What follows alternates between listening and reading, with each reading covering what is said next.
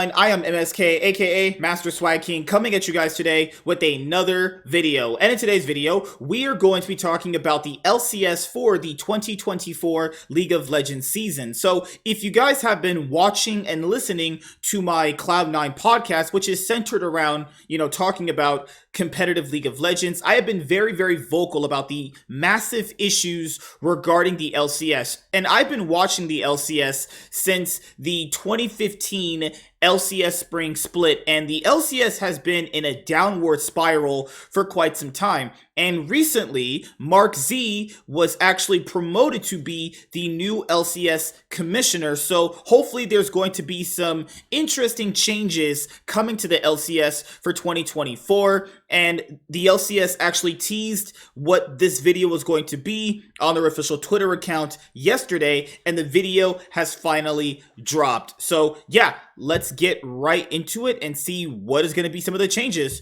for the LCS coming up this year in 2024. Hello everyone, I'm Mark Zimmerman, and I'm excited to welcome you to the very first LCS address. This will become an annual video series, maybe once a split as needed, reflecting on the previous year and a glimpse of what's to come in the new year. I think that's not a bad idea. I think kind of addressing what you were gonna end up doing one year and then coming back to it and being like, okay, we should probably adjust this, is not a bad idea at all. I think the LCS has really failed with transparency for a very, very long time. So, okay, just with that, I like that, honestly. Since this is the first video in the series, and I'm just starting my role as the commissioner for the LCS, this will focus on more of what you can expect in 2024. Today, we'll be hitting on three core things. The first one being the hype, where I'll give you our big bets that we think will make you a fan of the LCS. Yeah, so a big problem with the LCS for a while has been just the hype surrounding the league. Now, people must also consider this is the worst major region by a massive amount, right? And yes, we are worse than Europe. Like, this is be honest here, right? Yeah, NRG got a little bit lucky this year, but outside of that, let's just be honest here, NA is pretty trash, right? And, well, how do you really hype up people to watch the worst major region? Well, it would have to be in the form of, like, content. It would have to be in the form of, like, the weekly teaser videos and building up rivalries. That's how you would hype people up. You can't really do it by gameplay because, well, the gameplay here is complete shit. The need to know info, so you'll be up to date on schedule, format, and ticketing. Also, to hype up people to watch the LCS, it could be maybe we need better casters, in terms of like color commentary, shout casting, that as well. And then we'll wrap it up with just how we're gonna pull all of this off, as well as a quick check-in with the NACL and what they're planning. Before we dig in though, we have a quick... Yes, so I also think it was a big problem with the LCS is because, you know how like people have been clamoring this stupid narrative about like NA talent, when in reality, no one really cares about NA talent. They just want team that performs very well in the LCS. Like, I truly think a lot of people, when they say that NA talent are just being bullshitters. Realistically, this is what they want. They want a team to do well internationally, right? Or they want a team that's doing well even just domestically. NA talent is actually fairly kind of bad if we're being completely honest with ourselves. Yeah, there's some hidden gems here and there, but if the LCS wants to get you invested in the academy scene, then the actual main LCS broadcast should have segments dedicated to that, Quick message to fans who have been out here supporting the LCS. We know there have been challenges over the past years.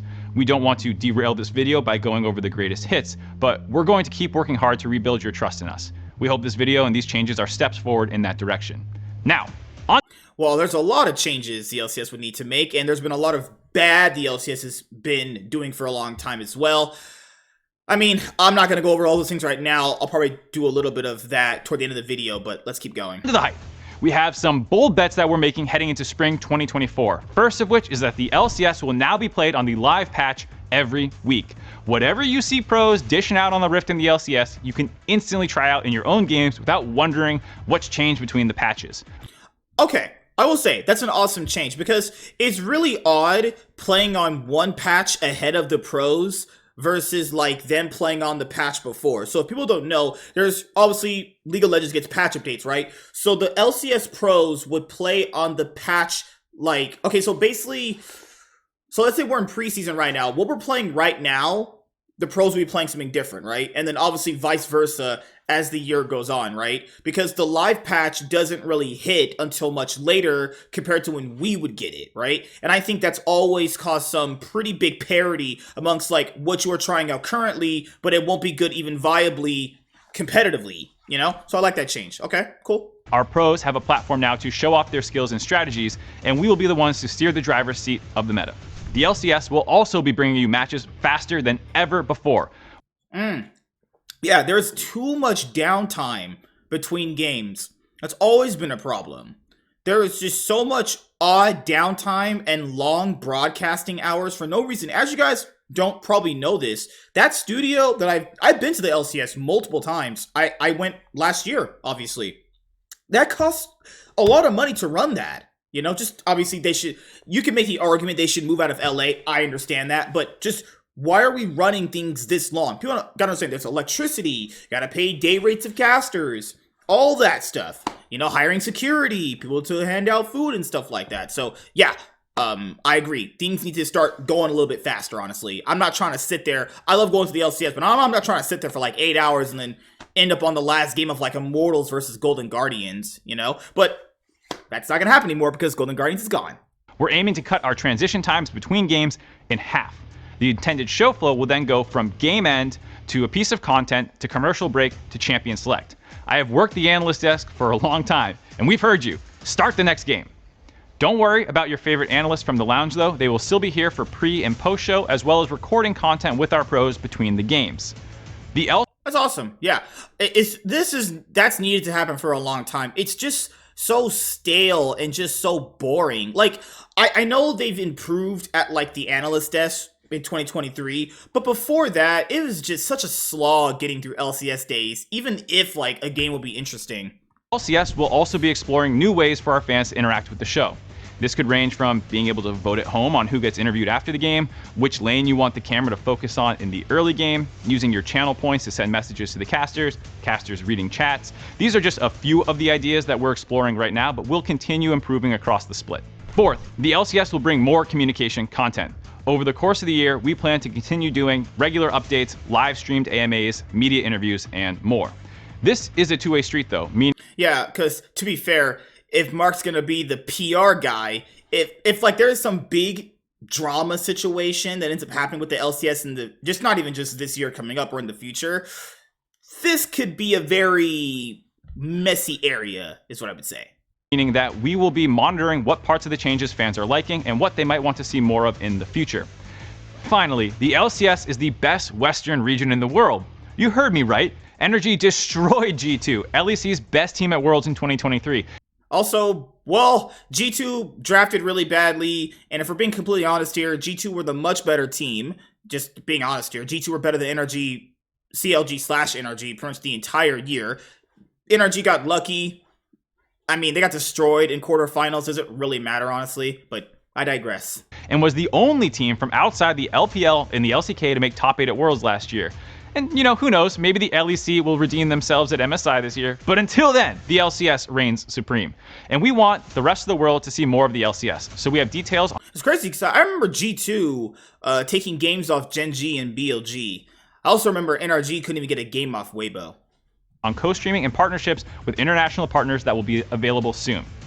Okay. Also, I'm not trying to sound like a salty G2 fan. I think NRG did play very well in that series, but G2 definitely choked that series. Let's just be completely honest with ourselves here. Most people did not even have NRG winning that series at all, if we're being completely honest with ourselves. It's time to check in on that bet. We're excited. Are you?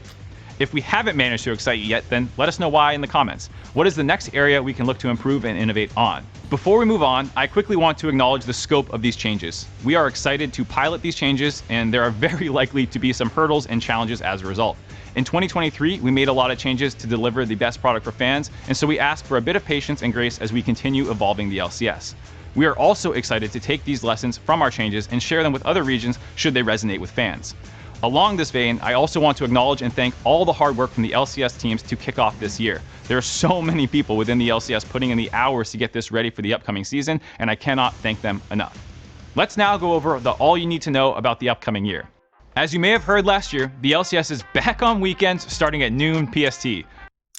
Well, I actually enjoyed that it was on Wednesday, Thursday because my days off end up leaning into that, so it'd be much more easier personally on me to go to the LCS. Because to go to the LCS myself with any friends, I would have to like schedule the day off to get to go. But you know, I know people have mentioned the fact that the viewership is better on weekends for the LCS, but the problem here with that is the LCS has been on weekend viewership forever. I genuinely don't think it being on weekends was the reason why people were not tuning in. It was because, well, I don't know.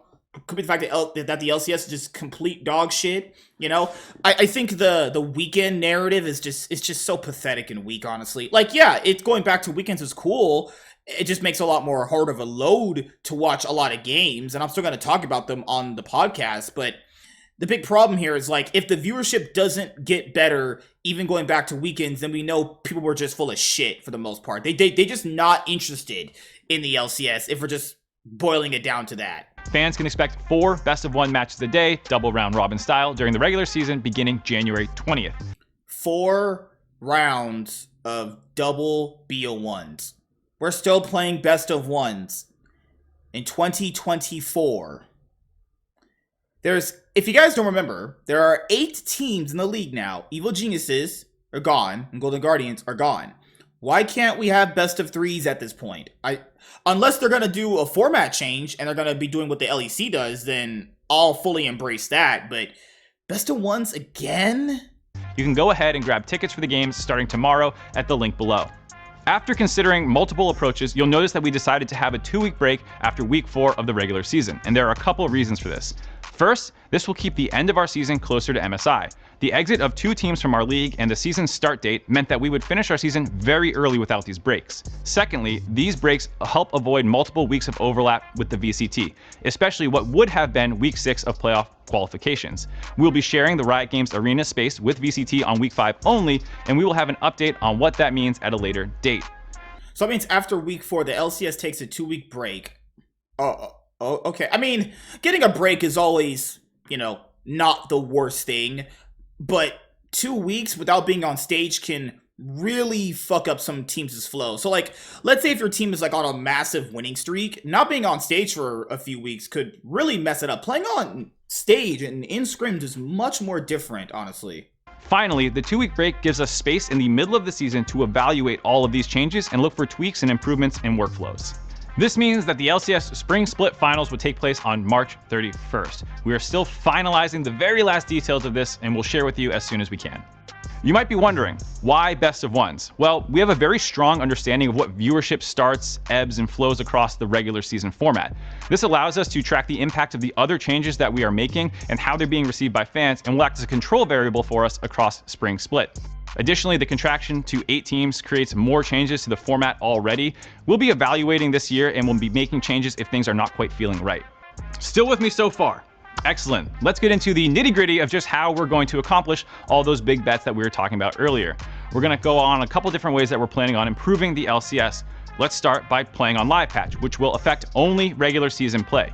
As I mentioned earlier, we want the LCS to become the place to watch when a new patch drops. And this of course means that fans can take anything they see straight into their own games to try and gain that sweet LP. Now, this also means that our pros will not have to practice on 2 different versions of the game during the regular season. Yeah, that's actually really, really helpful because let's say if a team is really, really strong at one thing in scrims, but they can't try it out because if you go on stage, you're playing on a completely different patch. I really enjoy that change. I think that is going to have some pretty decent impact as the year goes on.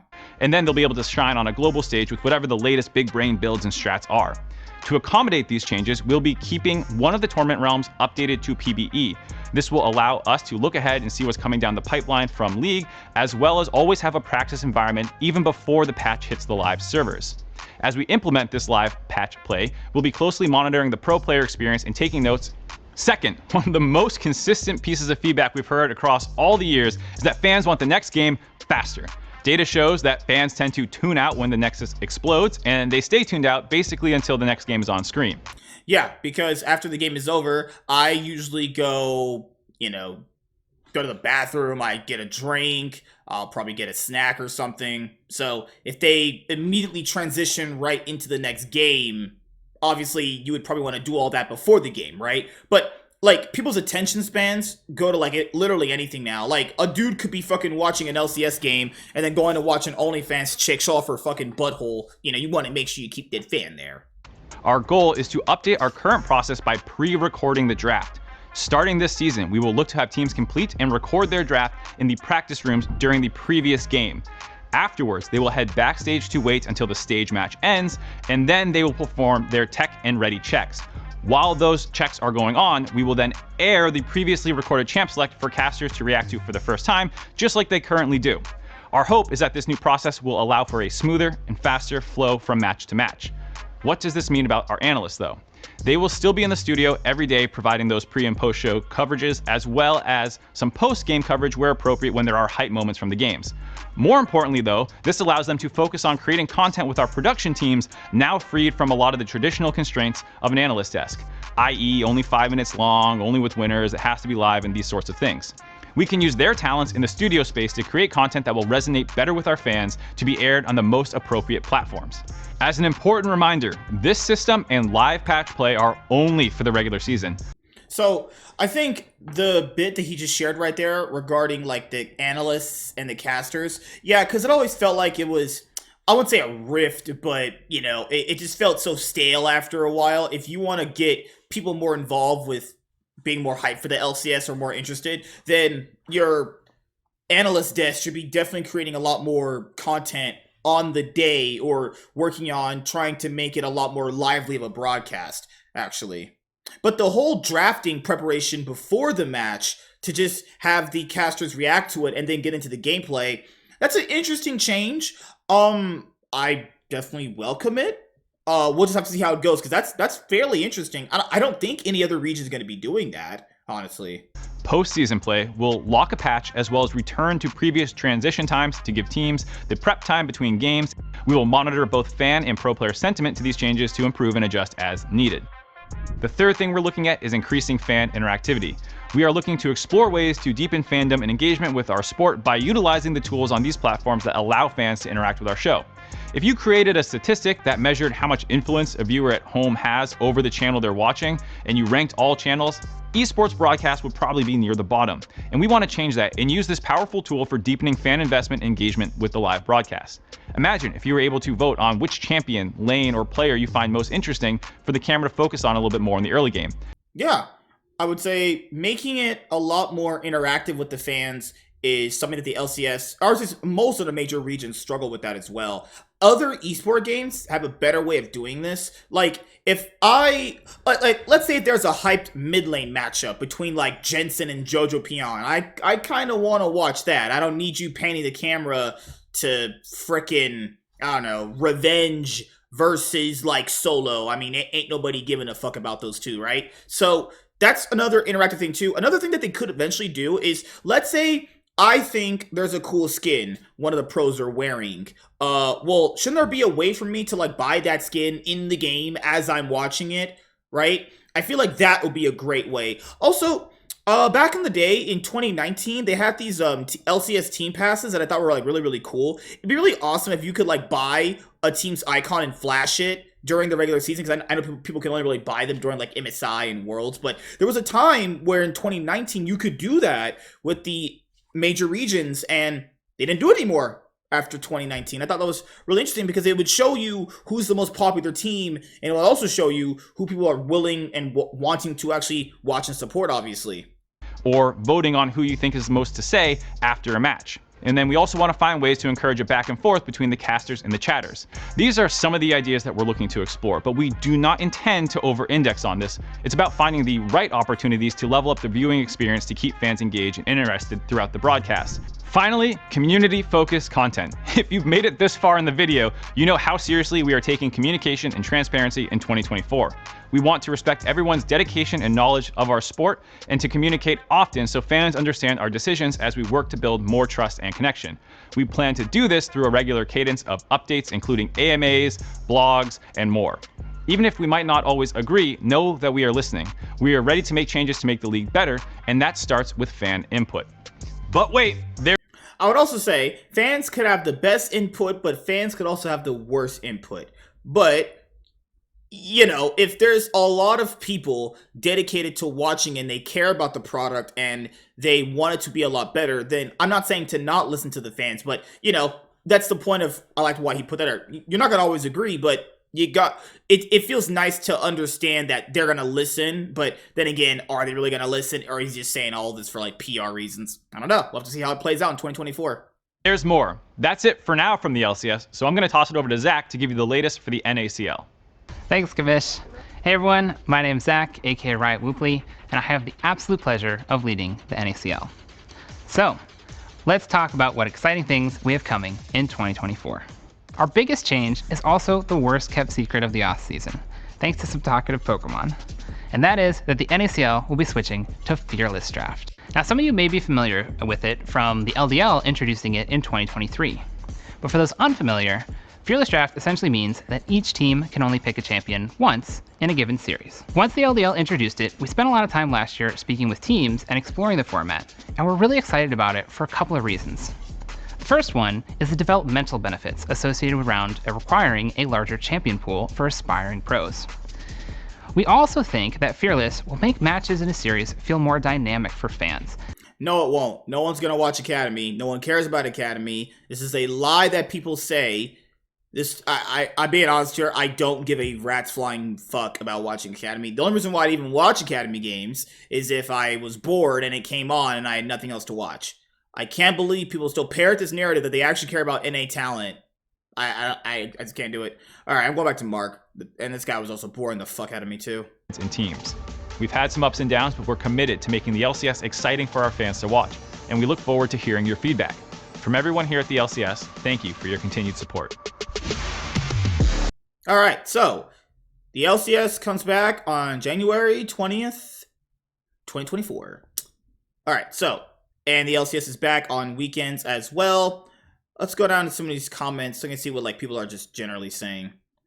People are always somewhat excited for the LCS when things start off. Week 1 always brings out the best viewership and the most people that are interested in the games. It's the point in the season where it gets to that middle part where it's kind of let's say boring is the wrong word, but it's that down period where you kind of know what's gonna really happen toward the latter end of the freaking split. So viewership just tends to kind of wane in that aspect as well. That's always been the biggest problem is how do you handle the slower parts of the season, because everyone's going to be interested in the beginning of something and the end of something, but it's that middle part that the LCS has always struggled with as well. Let's see what else is going on over here. All right, it's a bunch of people just saying how much LCS is going to be great this year, but we'll see how it pans out. It's not that I myself want the LCS to die or anything like that. I've watched the LCS for years. It's just been so bad for so long. It's okay, we're finally changing things now. I guess better late than never, but there needs to be some massive changes here. There's more things that he didn't mention in this video that need to be addressed as well. But I guess this is kind of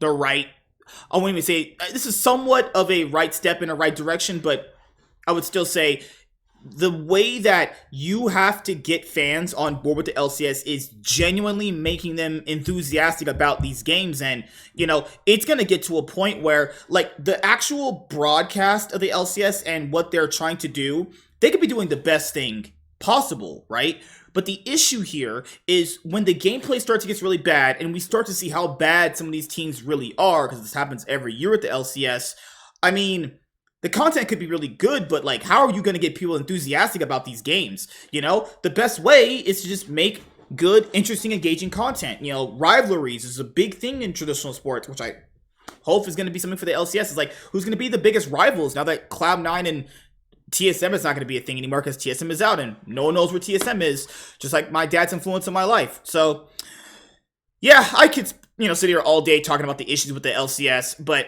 what do you guys think about the LCS changes coming up in 2024? Do you think these are going to be great changes? Do you like the changes? Do you think there's more changes that Mark did not mention that they could be doing in the future as well? I should have a few other videos coming out. I know I'm behind on 1 or 2 videos actually, but I will be getting those out to you guys. And I know I'm behind on a few other videos back from Worlds 2023, but I'll be getting those out to you guys very, very soon as well. So thank you guys for your continued support. I'll see you guys later. Like, comment, and subscribe. Most of all, enjoy. I am MSK, Master Swag King, and I'm signing out, guys. See you guys later. Deuces.